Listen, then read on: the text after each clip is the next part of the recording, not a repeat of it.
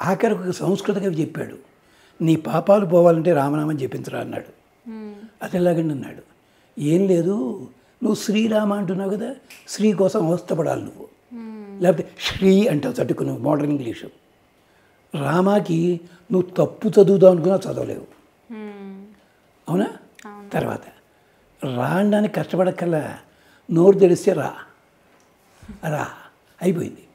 మా అనుకో కష్టపడక్కల్లా, పెదాలు కలిపి మా వచ్చేసింది. నోరు తెరిస్తే అక్షరం వచ్చింది, నోరు మూస్తే అక్షరం వచ్చింది.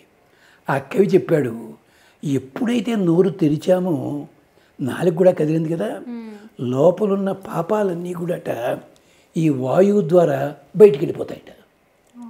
మనం ఎప్పుడైతే అది అనేసి మా అన్నాం, పెదాలు మూతపడిపోయి ఆ పాపాలు లోపలికి వెళ్ళట. అందుకని రామనామం గొప్పది.